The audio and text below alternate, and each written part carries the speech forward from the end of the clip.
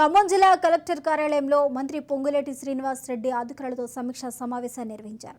గత ప్రభుత్వం చేసిన వాగ్దానాలు, ఇచ్చిన హామీల్లో ఎన్ని నెరవేర్చారని అధికారులను అడిగి తెలుసుకున్నారు. అనంతరం మీడియాతో మాట్లాడుతూ బీఆర్ఎస్ ప్రభుత్వంలో చేసిన తప్పులకు ఏ అధికారులు ఎవరు బాధ్యులో తెలుసుకుని దానికి బాధ్యులైన అధికారుల మీద తీసుకునే చర్యలు తప్పవని హెచ్చరించారు.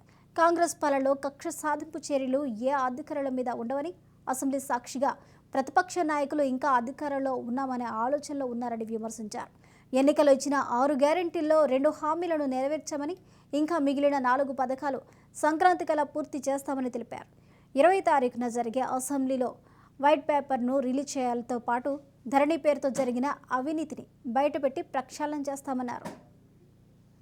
ఈ 6 గ్యారెంటీలు సామాన్య ప్రజల ఇంటి చెంతకి చేరతాయని నమ్మి సార్వత్రిక ఎన్నికల్లో కాంగ్రెస్ పార్టీని, ఇందిరమ్మ రాజ్యాన్ని తెలంగాణ రాష్ట్రంలో యావత్ తెలంగాణ ప్రజలు తెలుసుకున్నారు.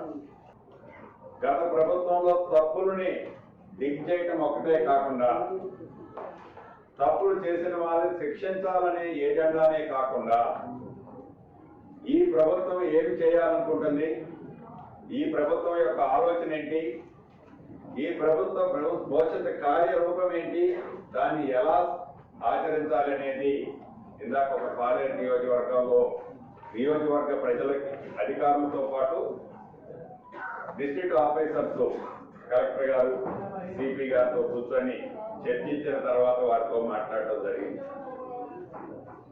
ప్రజాప్రభుత్వం ఇది, ఇందిరమ్మ రాజ్యం ఇది. ఇది ఫ్రెండ్లీ ప్రభుత్వం. స్వేచ్ఛగా ఏదైతే 7వ తారీఖు మధ్యాహ్నం 1:04 ముఖ్యమంత్రి గారు, కేబినెట్ మంత్రులు ప్రమాణ స్వీకారం చేసిన లగాయతు, ఇనప కంచెలతో బంధించిన ప్రగతి భవనం దగ్గర నుంచి లగాయతు, ప్రజలకు సెక్రటేరియట్ లో సామాన్య ప్రజలకు ప్రవేశం లేని సందర్భం గత ప్రభుత్వంలో ఉన్న దానిని